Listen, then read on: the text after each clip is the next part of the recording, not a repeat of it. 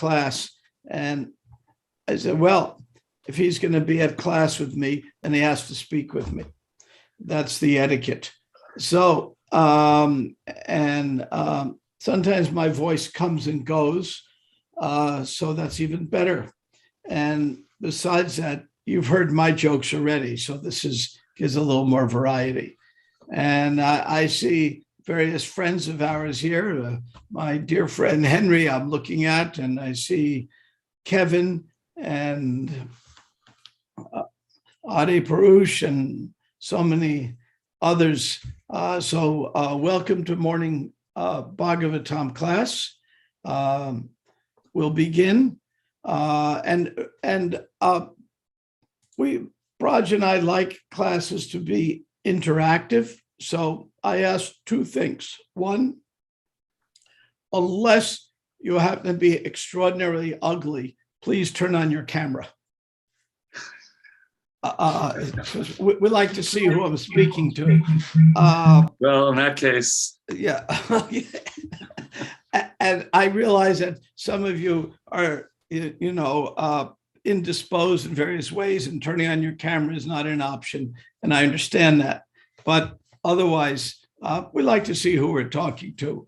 If you have to look at my face, which is a face made for radio, I want to see yours.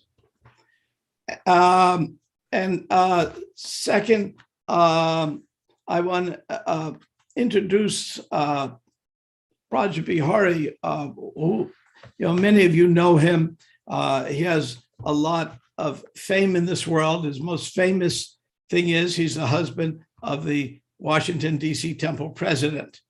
That's his most famous achievement. But he has other achievements too. Basically founded ISKCON Resolve and has been the premier peacemaker in ISKCON. He may have, in his younger days, heard "let's give peace a chance" too many times, and he took it seriously. But he has done more single-handedly to bring, to let us do Prabhupada's final word to us, "How much you love me" by how we work together. He has probably done more single-handedly than anyone else in the movement to helping people understand each other by beginning ISKCON Resolve, then going back to school and getting a master's in conflict resolution, doing extensive training himself, and then going on and training every week hundreds of conflict resolvers in virtually every continent of the world, with an exception for Antarctica. So, it's a great pleasure to have Braj with me. And the other request I have of you is we do like interactive class. So the first request is, if it's practical to put on your camera, do so. And the second request is when issues come up, raise your hand, your virtual hand, if you can, or I have the chat open in front of me.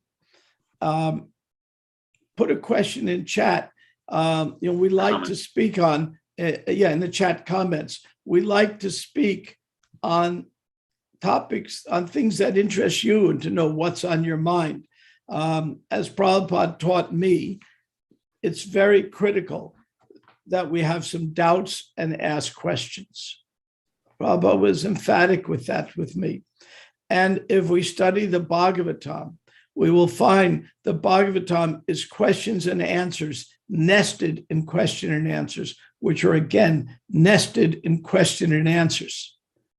So different levels of question and answer. That's basically the essence of the literary style of the Srimad Bhagavatam. And if we want to go to the Bhagavad Gita, it is again questions and answers in which Arjuna, I'm going to put it in the vernacular, but he says things like, "Krishna, huh? What do you mean by that? That doesn't make any sense. You're saying one thing, and then you're saying another thing. Can you explain this to me?" That's paraphrasing in the vernacular. But that's kind of, the Gita is also that deep inquiry of question and answers. So I urge you to put your brain in maximum gear and ask those things that concern you. With that, we'll begin with the prayer. Om Namo Bhagavate Vasudevaya. Om Namo Bhagavate Vasudevaya. Om Namo Bhagavate Vasudevaya. Om Agyanati Vasa Gyanayana Chaksha Chakshurumilitam Tasmai Shri Guruve Namaha, which translates, that prayer translates, Krishna, please give me a brain. So we will begin with the verse, Braja Bihari. I thought you'd never stop talking, BT. I know. All right. Well, let's just, what we'll do is we'll go over the word for word, okay? And that way we'll do the verse by doing that. So pradaya means promising to deliver, and mrityave means unto Kamsa, and we all know mritu means like death, so it's unto Kamsa, who is death personified for Devaki. And putran, my sons, mochaye, I am releasing her from imminent danger. And kripanam, innocent. Imam refers to Devaki. Sutta is again sons, different word, putran before, my sons. Me means my. Yadi means whether. Jayeran should take birth. And mrityum, again referring, same as the earlier word, referring to Kamsa. Va or na, not. Riyate, should die. Chet is if. Viparyaya, just the opposite. So you see that word also in the Bhagavad Gita. Va or kim, weather. Not the weather outside, like it's windy today, but whether or whether not. Na means not. Syat means it may happen. Kati, the movement. Datu, of providence. An important word in this context of this verse. Duratyaya, very difficult to understand. Not like in the Gita, Mama Maya Duratyaya. Upastita, that which is presently obtained. Nivarteta, may stop. Nivrita, Devaki's death being stopped. Puna apatet, in the future it may happen again, but what can I do? And the translation is, Vasudev considered, by delivering all my sons to Kamsa, who is death personified, I shall save the life of Devaki. Perhaps Kamsa will die before my sons take birth, or since he is already destined to die at the hands of my son, one of my sons may kill him. For the time being, let me promise to hand over my sons so that Kamsa will give up this immediate threat. And if in the course of time Kamsa dies, I shall have nothing to fear. Srila Prabhupada's purport. Vasudev wanted to save the life of Devaki by promising to deliver his sons to Kamsa. In the future, he thought, Kamsa may die, or I may not beget any sons. Even if a son is born and I deliver him to Kamsa, Kamsa may die at his hands, for by providence, anything could happen. It is very difficult to understand how things are managed by providence. Thus, Vasudev decided that he would promise to deliver his sons to the hands of Kamsa in order to save Devaki from the imminent danger of death. Take it away, Vicky. To put this in context, Devaki and Vasudev were just married, and Devaki's brother, the illustrious King Kamsa, says, I will drive your chariot as we drive you away. I mean, it's a very nice etiquette. The brother takes his bride and new brother-in-law and takes them on a chariot ride as they exit all the ceremonials. And then sometimes the demigods are troublemakers on purpose. they want to keep things moving a little bit. So they say, by the way, Kamsa, we want you to know that their son is going to kill you. And so they send a big voice from the sky, and Kamsa gets his being of a demoniac nature and not understanding that death is inevitable for everyone, decides he would kill his sister, and he grabs her by the hair, takes out his sword. He was driving the chariot, and he lets go of the reins, takes his sword out, and is about to behead his sister. So Vasudeva is a fast thinker. So he gives various arguments.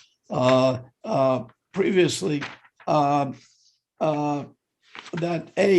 we're going to inevitably die. What can we do? And he talks about the changing of the body and how we're not this body. And he's kind of, as we might say, preaching to Kamsa. It didn't work. And Prabhupada describes in the purport that we should try to stay alive with as long as we can, using our bodily strength and intelligence. In other words, this body is a special gift, so don't give it up too easily. Prabhupada is implying in the purport, stay healthy, do those things to keep yourself healthy, because this body is our vehicle, which is taking us to a special place. If we end up with a different body, it's not such a useful vehicle. We may get a bird's body. It's a very useful vehicle for avoiding the traffic jams of New York City. And we can really get around much better in a bird's body. Yet it's not a great body in most cases for self-realization. Now there are special birds in the Ramayana, and we have Garuda, but that's a different story. But generally, it's not the best body for getting around. So the human body is. So he gives them all the arguments, and the arguments fail. So finally, Vasudeva comes up with a fairly clever argument. He says, Kamsa, you have nothing to worry about. And he says it very interesting, even though his wife is about to be killed. It's an extremely tense situation. The demigods have just shouted from heaven, and they're on a chariot, and no one's even holding the reins, and a sword is out. I mean, my gosh. I mean, have any of you been in an airplane that got in trouble, that might have been, an engine caught fire or something's going wrong, or, I've been in such circumstances, and my gosh, it's alarming. Just a little side story. Once Narahari was on a flight from Miami to Venezuela, and I think the engine caught fire, and the passengers were terrified of what was going to happen. They were absolutely terrified.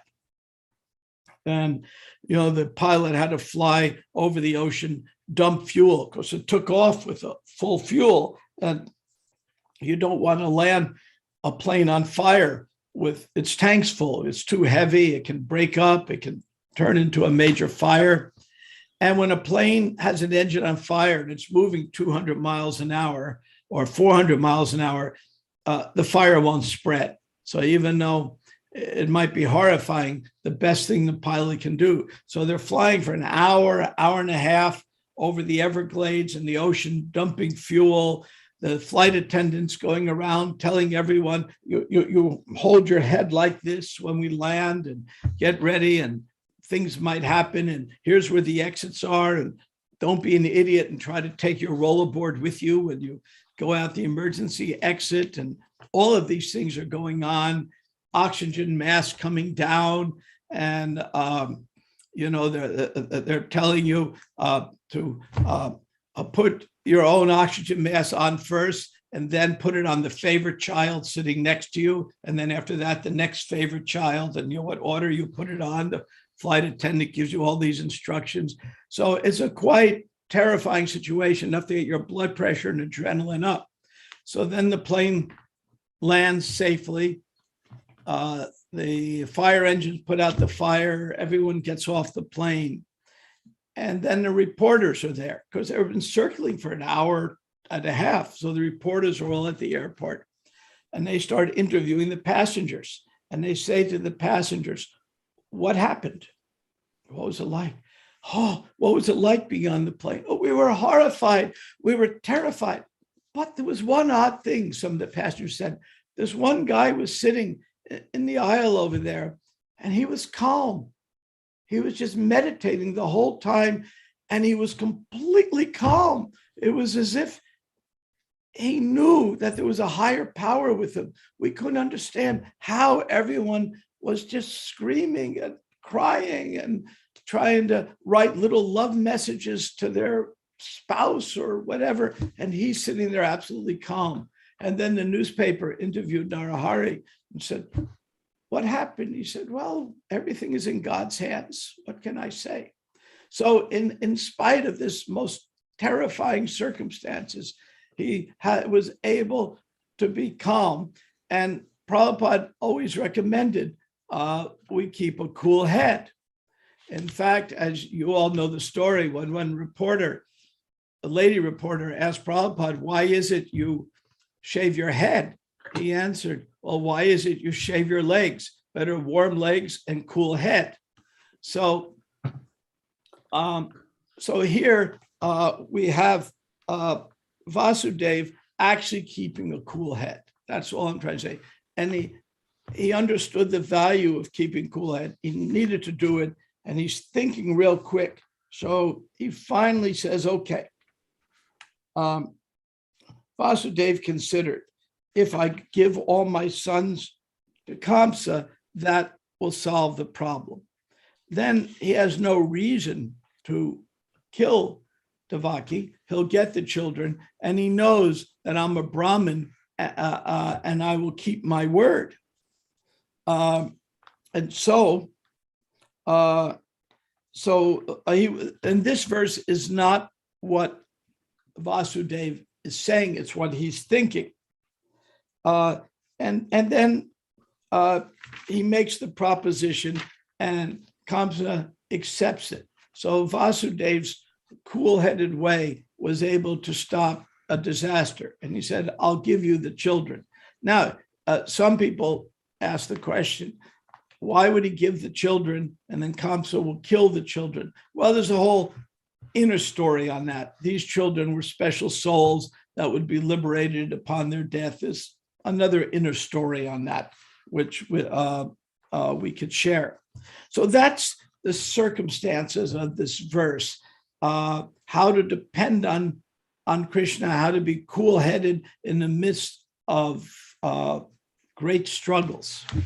So let me see if Braj wants to add something. I wanted to set the stage for this amazing pastime. When I first read this pastime a long time ago, I was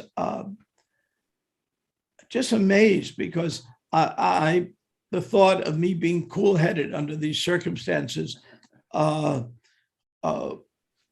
couldn't wrap my head around that. How could I be? What would happen? Somebody wants to, kill my wife, or kill my relatives, or kill my brother or sister or something. What would I do? And I said, this is what transcendental looks like. Braj, I turn it over to you. I was thinking, thanks, BT.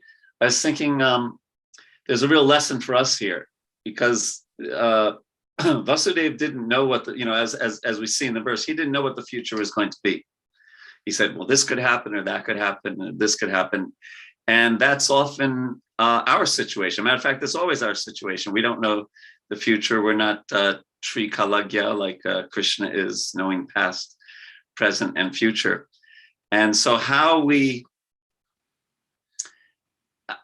how we depend upon Krishna and how we act and how we think in such situations is such a key to our making advancement in Krishna consciousness. Vasudeva didn't know, and that's the situation for us a lot. And often in those situations where we don't know the future, we have to make some decision. Actually, BT and I have this experience a lot, that we're called in to deal with some kind of conflict in ISKCON. And we don't, when we first go in to try to help the situation, we talk to devotees, etc.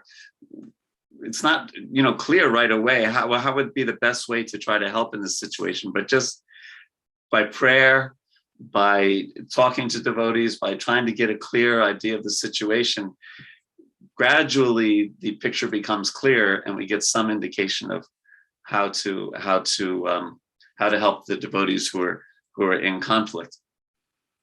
So that dependence on Krishna, even in difficult times, I was thinking one of my favorite places where we see that is in the first canto, in the 7th chapter of the Gita, of the Bhagavatam, where so the Brahmastra is coming fast at Arjuna, right? And I know if I was Arjuna and I saw that Brahmastra coming and Krishna was right next to me, I would have probably just, Krishna, help! That would have been my first reaction. But it wasn't what Arjuna did. There's 5 verses that he offers his prayers to Krishna. And then at the end, he said, by the way, this, could you help out with this thing? And then Krishna gives, well, the only way you can get rid of a Brahmastra is to another Brahmastra, and he gives Arjuna the indication. But that idea of, like Krishna says in the Gita, Tasmat sarveshu kaleshu mam anusmara yudhyacha, that, remember me and then do your duty. And how whatever difficult situation we're in, or not, it doesn't have to be difficult exactly, but we just don't know what the future holds. And we do our best with whatever, to try to understand Krishna's desire. That dependence on Krishna is often what really Krishna is looking for. Often we think that the external circumstances, that's what's important. We have to change those external circumstances and then we'll be happy. But often that's not what Krishna is looking for. Krishna is looking for our dependence upon him. Our acknowledgement of our own incapacity to deal with life fully without Krishna's help, and that dependence on Krishna, and leaving the circumstances ultimately up to him. That is a gradual, ever expanding, intimate relationship between us and Krishna. So. And we learn from Arjuna that when we pray, our focus should be on Krishna and not exactly on the problem or the situation that we're dealing with. So we try to remember scripture. We try to remember what Shastra says about I always like to think of these 2 meditations on Krishna, that he's all powerful and he's all merciful. It's a great combination. He cares for his devotees. He's Bhakta-vatsal. And that's such a great combination, because if somebody was all powerful, but not all loving, well, if they have a bad hair day, we're all in trouble, right? Or if someone's all loving, but not all powerful, they may be a really nice person, but they can't do much for us. But Krishna is both. And so when we can remember Krishna, his power, his mercy upon especially his devotees, then we can turn our situation over to Krishna, declare our full dependence upon him, our surrender to him, and leave ultimately the situation up to us, although we have to deal with it practically like Vasudeva is doing here. So he's depending on Krishna, but he's also dealing with the present situation. And Krishna is unseen here, but naturally he's giving Vasudeva the intelligence to deal with the situation in the brilliant way that he's doing. So we rest in faith when the solution is unseen, and we have to, trust Krishna's timetable You know, we have our watch, and Krishna has a different one than us sometimes. You ever notice that? You know, there's that joke. BT said I have to crack at least one joke.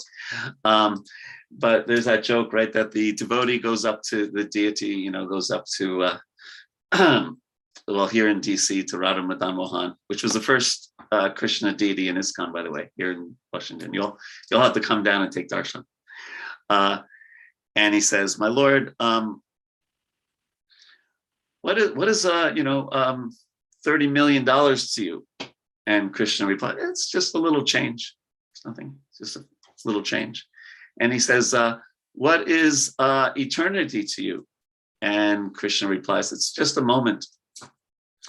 And so the devotees, "Krishna, can you spare a little? Can you spare some change?" Krishna says, "Yes, just a moment." Anyway, Krishna has a different watch than us. So it's these times when we're not sure whether to turn left or right, it's a great opportunity not to just try to immediately change the material circumstances. And we obviously have to deal practically with things, but to see it as an opportunity to take shelter, to see it as an opportunity to develop a more intimate relationship with Krishna. I think we can learn that lesson from this verse. Is that all right, BT? It's great. Thank you very much. We are, one practical lesson is on here, how to depend on Krishna. What does it mean to actually depend on Krishna? A very senior, very advanced devotee had, about 5 years ago, a tragedy happen. His wife died a most tragic death. These things happen. And immediately I called him up. We're very close. "Prabhu, my gosh, this is terrible. What happened? What can I do for you?" And there was something I could do for him. So I was glad I called. But the first words out of his mouth still shocked me to my core. Shocked me. I think of the words all the time. And it's become a mantra to me. And the first words out of his mouth when I called him was, "Krishna is kind." Now here, the most tragic of circumstances we could imagine, his wife dying. I'm not going into details, but an untimely and tragic death. These things happen. And he said to me, "Krishna is kind." He is one of the most Krishna conscious people I know. And immediately, though, he understood that Krishna has a plan by his own watch. And he took it at that, and he took it that way seriously. Now, I'm not claiming to be at that level.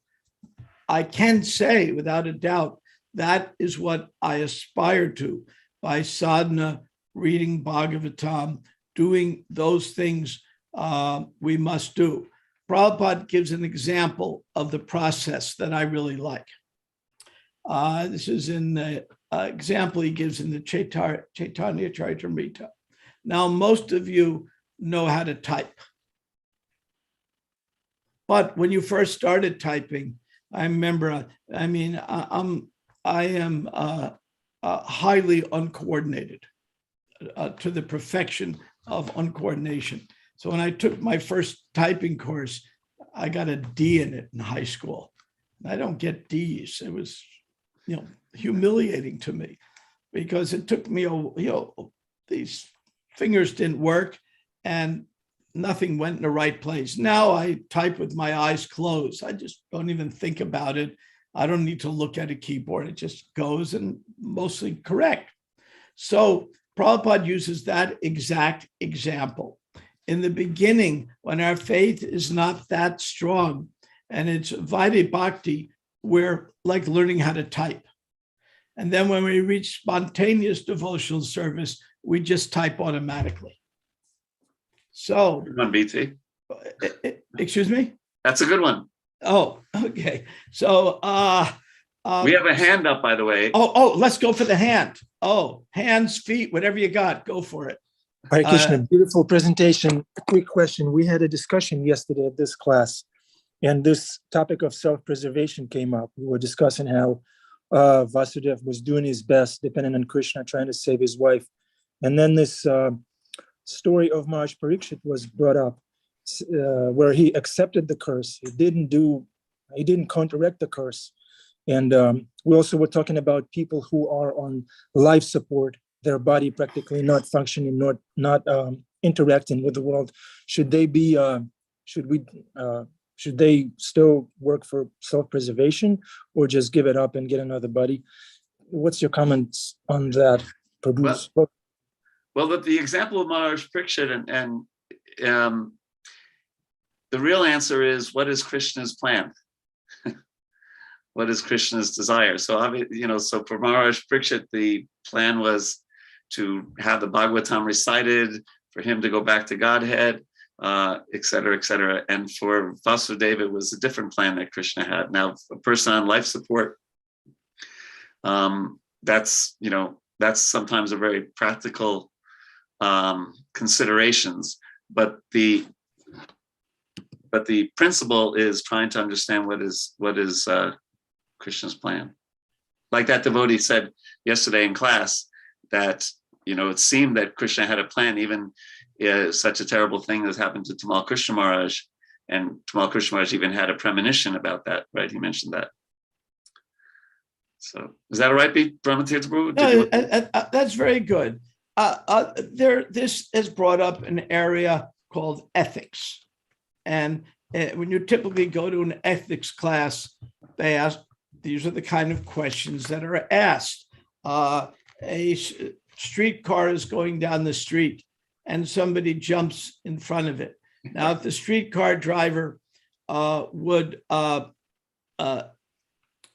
take a certain maneuver, it'll save that person's life, but jeopardize everybody on the streetcar. So does he run him over or not run him over?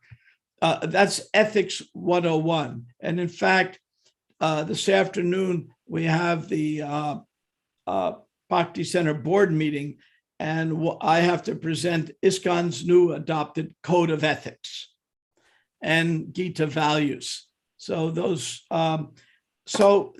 it's important as a society that we consider ethical considerations. And it's something to be studied, something to be thought about.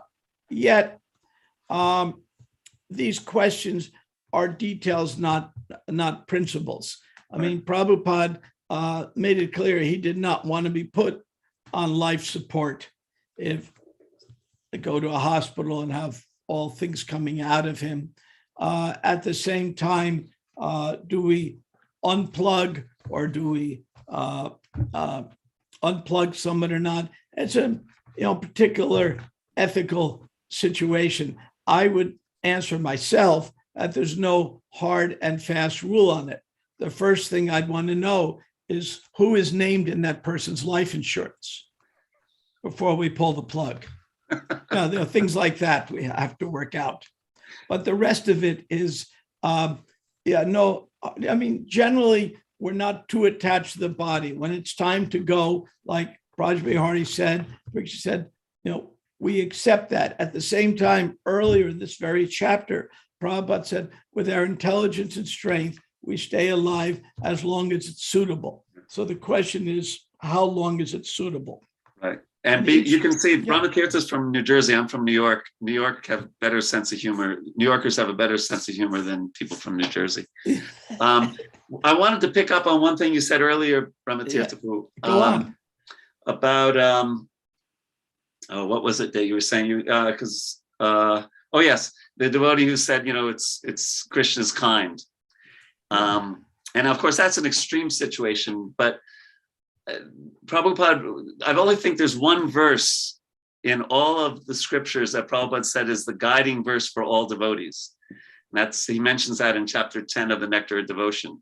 And it's 10:14:8, Tatenu Kampam Sukshamikshamano, that verse that says that basically when in troubled times, a devotee offers obeisances and thanks Krishna with his heart, with his words, with his body, thinking that something much worse could have happened, but Krishna is so kind that he minimized it. And they thank Krishna and they glorify him. And one who attains that kind of consciousness inherits the kingdom of God. They go back to Godhead automatically. So I've always thought of, one way I've thought of advancement is that time between when something happens and we see it as Krishna's mercy, that time becomes less and less. Because I think probably everyone in this call has had some experience in life where something seemingly bad happened, and then you look back at it and you say, oh, that was Krishna's mercy, right? We that famous story. Did you want to say something, BT? Oh, no, go on, please. I'll tell it briefly because probably most of us know the story, but that really neat story that is told about the king who had an accident and lost one of his fingers, and his minister said, oh, that's Krishna's mercy. And you know what it's like when you're going through some hard time and somebody just kind of says, oh, Krishna's mercy, and you kind of feel like, I'm going to give you some of Krishna's mercy, right?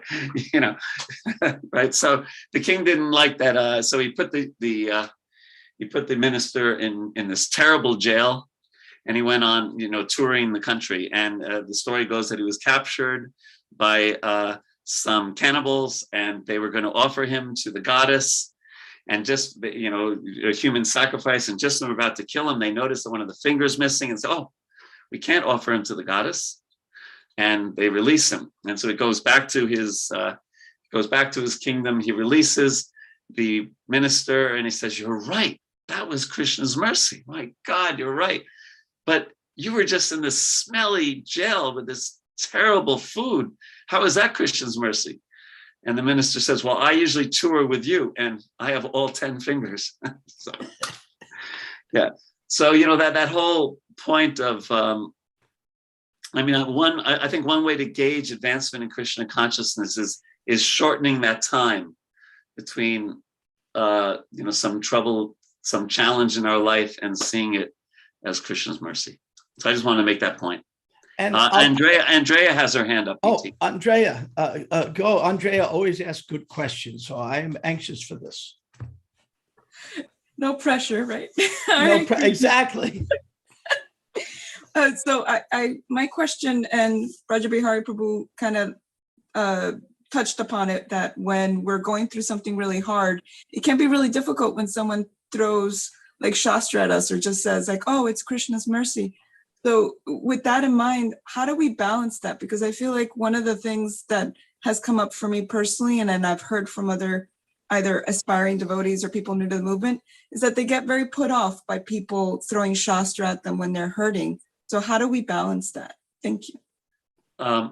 Raj, you begin, then I'll. Okay. Well, that verse, maybe someone could put it in the chat, Tatenu Kampam, it's 10:14:8.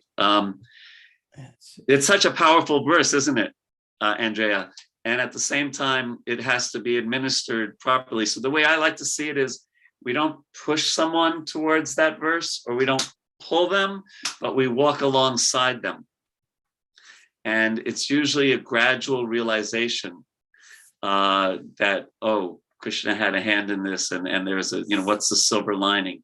And it's generally not seen right away. And so I think patiently and at the right time. And you see that even in the Mahabharata. Oh, there you go. Thank you. Even in the Mahabharata, you see that, there was a time for mourning, not like early in the morning, MOURNING, morning, before Krishna started speaking philosophy to the wives of the 100 sons of Dhritarashtra, right? So there's a what's that? I guess it's biblical, but I only know the song, right? To everything, turn, there's a season. Ecclesiastes. Yeah, Ecclesiastes. Well, or the birds, depending on which you consider more important, right? That's only baby boomers will get that reference, right, Henry? So walking alongside the person, I think, instead of pushing them, is the way I see it. Go ahead, Brahmatirtha. Well, and also, Ram Baru has this term that I love. I think it should become the byline for ISKCON. And it's an amazing term that describes how to solve the problem that Andrea has brought up. By the way, Andrea, that really was a good question. You did it again. So the term she uses is radical personalism. And that means, let's say, I remember sitting in the old Henry Street Temple where we used to eat off of wax paper on the floor, and people would be serving out the oatmeal or the dal. And sometimes the server would get distracted and pour it on someone's head instead of on the wax paper. This is in the 70s, more primitive days. And sometimes a server would say, Krishna's mercy. It might be Krishna's mercy, and it is, but that server did not get mercy. That server just lost all empathy and compassion and was the opposite of a radical personalist. So yeah, maybe Krishna's mercy, but I wouldn't want to be in the shoes of the server. And so when we're dealing with each other, we have to deal according to the person's advancement. Sometimes people wonder why. The very first time I met Prabhupada, before I met him in Mayapur, it was briefly in Calcutta. And when I went I was invited into the room, Prabhupada's, this is the same temple we still have now in Calcutta. And I was invited into the room. So I sat down, there are mats on the floors covered with sheets. Prabhupada sitting behind a low desk. And in the back of the room, two devotees were arguing. And I was told Prabhupada is the Jagat Guru. He's, he was so glorified to me by the devotees. Why would two of his disciples be arguing? Can't they just turn and ask him, hey, Prabhupada, what's the answer? And they were arguing, and it bewildered me.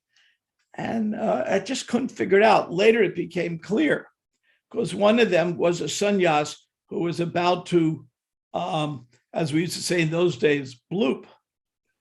And sannyas wasn't for him. He didn't know what to do. And the reason Prabhupada, I understood later, did not intervene is this. This devotee was about to violate certain instructions. And if Prabhupada would have said something else to them, then he would have committed a bigger offense to directly disobey the orders of the guru. So Prabhupada knew, just leave it alone. Just leave it alone, and in due course and the time, the best thing will happen. So it takes a certain wisdom to know when to act and when not to act. And that's why we go to Bhagavatam classes, we do sadhana, because as we cultivate the mode of goodness through our devotional practices, through the mode of goodness, knowledge and wisdom come. And if we're in the mode of passion, we're not going to quite know what to do. And if we're in the mode of ignorance, we are going to know what to do. It's just going to be the wrong thing. So it's in the mode of goodness that we actually know what to do. Now, what if we're not fully situated in the mode of goodness? And I don't claim to be fully situated in the mode of goodness. So on a personal level, what do I do? Well, I can't pull out my hair anymore, so I have to find something else to do. And what that is I approach people in the mode of goodness. For example, I had a bewildering issue. So last night, I spent 40 minutes speaking to Borijan Prabhu, what to do, what not to do. So I approach people who are who I have faith in, and ask them what to do, what not to do. And that is how the whole Gita and Bhagavatam works.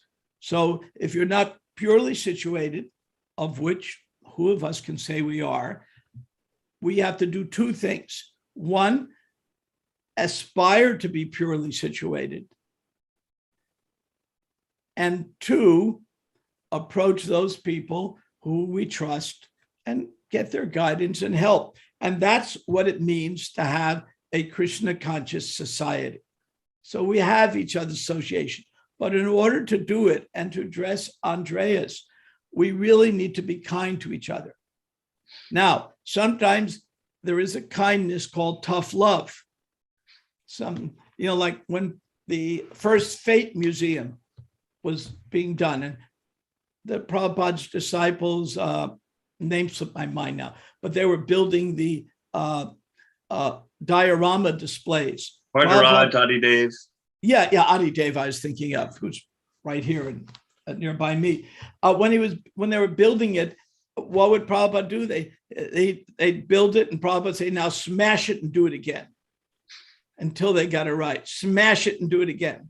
They'd spend all this time building it, now smash it and do it again. And eventually they really got it right. Now someone would say, oh, that's kind of tough love, but sometimes tough love is there. But the key is the word is love. It's done with love, not out of envy, out of spite, out of malice. And all of us know when someone's offering something out of love. And Prabhupada gives the most notable example of that is, let's say, a parent taking care of a child. Sometimes they have to slap their hand if they tried running into traffic, but that's tough love, and it has good consequence. But generally, we have to be really acting in love. And if we're not acting in love, we ought to be very, very cautious about saying or doing things that somebody might perceive as hurtful. I think Emily has her hand up. I see that. Emily. Hi, Krishna. Thank you so much both for this amazing and powerful class.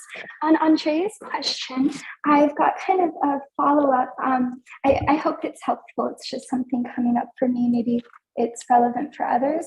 So we're learning, you mentioned that term radical personalism and taking on that mood of time, place, circumstance. And to her question of how to deal with someone just kind of throwing Shastra at us in that situation. So I'm wondering, in the context of senior to junior, like those who are above me and very senior and people that I have to go to guidance for, like in specific settings, what if they're not giving a mood of radical personalism and a little bit harsh? And how do I process that myself in terms of not criticizing, but also trying to learn how to preach and practice myself? Emily, you asked a very, very important question, and I'm going to give you a specific answer. Are you ready? Yes. Braja Bihari, answer that question, please. I knew that was coming. Well, I was saying, God, that's a tricky one. The first things that came to my mind, and then BT, you correct me, is first to see it as Krishna's mercy, but then it may be that we seek someone else's advice. And not that it's tricky. So it's not, we don't want to, like, sometimes what happens is we will have a preconceived answer, what answer we want. We'll shop around senior devotees until we get the answer that we want. That's not what we're talking about.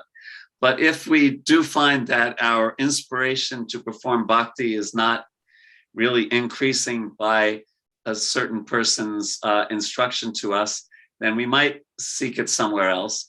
Or we might just say, no, this is Krishna's arrangement. It may, what lesson am I to learn from this? And let me, gather up some strength and follow this person. So it really depends on the time, the place, and the circumstance. I put the 3 Sanskrit words there in the chat, Desha Kala Patra. It's hard to, give a pat answer, because sometimes the best thing would be to talk to someone else, or the best thing sometimes might be to just, offer it up. As my wife's mother used to always tell my wife, just offer it up. Do what you don't want to do, but just offer it up to Krishna. So it depends. Yeah. It's the Kenny Rogers philosophy. You have to know when to hold them, know when to fold them, know when to walk away, and know when to run. And this is going to help any of you who are poker fans. Let me see. I have a more elaborate answer. I like what you said a lot, Braj. And I don't mean elaborate answer. I mean an example. But I think we're out of time and may have to wait to next class. So let me check with my host. I, you know, Oh, yeah, it's late. yeah, and Lord Chaitanya has urged us to be concise. Let's do it. Let's take this one, the last one. Okay. Right now, there is various controversies over vaccines. Really? I won't get into it other than to say I'm waiting for my 4th booster and I hope it's soon. But putting that aside, I received a vaccine in the 70s that has lasted me all of this time. And that vaccine has given me the faith to deal with Andrea's and Emily's question. So I'll tell the story, the brief version of it. And it's a New York story. And it happened in Brooklyn, because we all know a lot of weird things happen in Brooklyn. Anyone in New York knows that. So Brooklyn is its own planet. And when I got back from India, Prabhupada had told me, if you have any questions, talk to the temple president, Sannyas. And a very nice, very intelligent, cool-headed, extremely competent devotee. But somehow he got illusioned and he got married. I'm not saying getting married is the illusion, but he did get illusion. He got married and Prabhupada actually performed the wedding ceremony. You know, the first sannyas to get married, you know, we try to sometimes make a big deal of it, but Prabhupada said, okay, you tried, better to have swamied and lost than never swamied at all. and so Prabhupada let him have the wedding ceremony. And then his wife, I could swear she had a broomstick and a black pointed hat and could fly on Halloween because she was witch-like in every regard. And she claimed to have been from an heir of the Toyota family or something like that. Kind of bewildered this temple president. And then she started torturing the devotees. All the women in the temple would have to spend all day ironing her saris and folding things. And I was in graduate school in Jersey, and once a week, devotees twice a week would show up at my apartment. Can I stay a few days where I find another temple to go to? They couldn't take it. And this went on. Finally, she offered unofferable foodstuffs to Radha Govinda. They weren't vegetarian. And at that point in time, such a weird thing. And I'm sitting here, you know, I'm a bhakta. You know, I mean, I'm not initiated yet. I'm just a bhakta. And I'm watching the weirdest things going on. So weird, you couldn't believe it.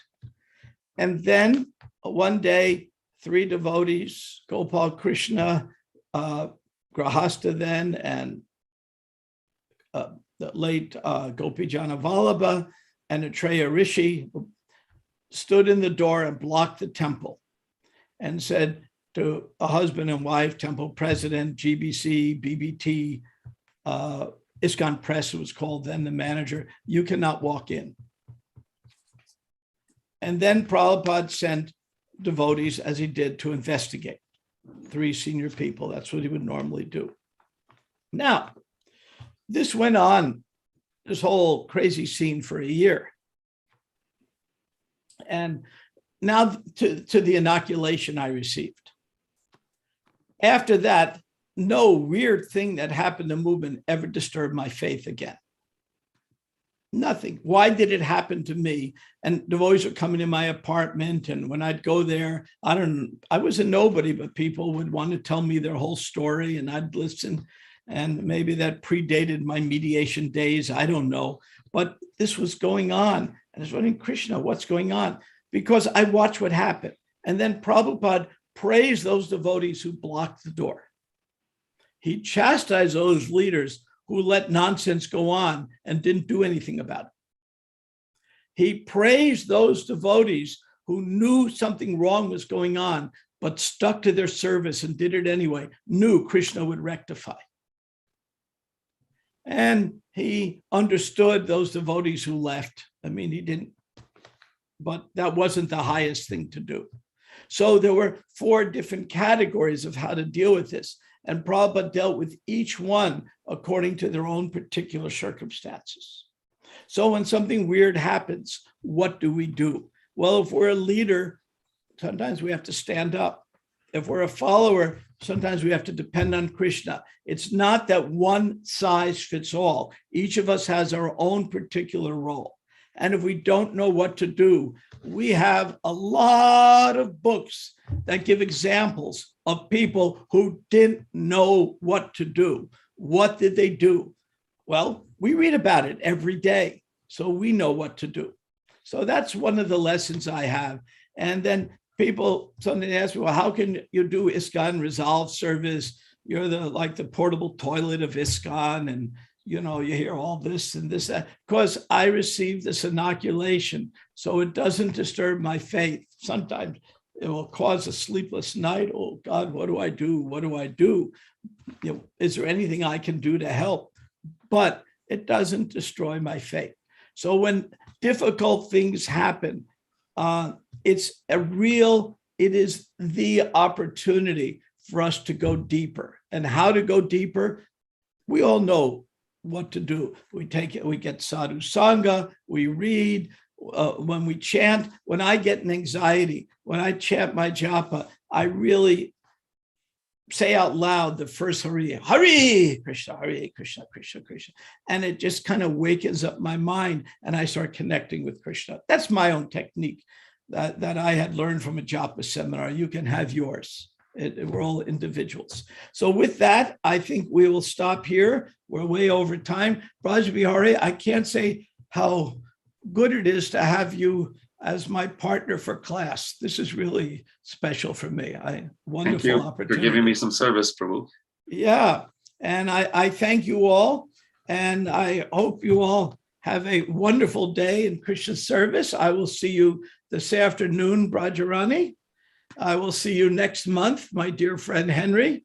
I will see you soon in Gainesville, Kevin, and I wish you all a happy Hare Krishna.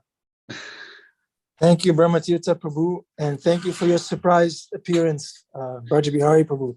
Thank you very much for your jokes. Thank you, everyone, for keeping your cameras on. Akikuji, where are you? Coney Island?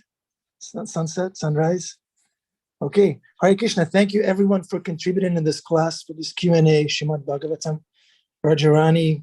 Good seeing everybody. Bhima Prabhu and his horses. Wow, amazing. Thank you so much. Hare Krishna. Have a wonderful day in Krishna consciousness and Lord Chaitanya's movement.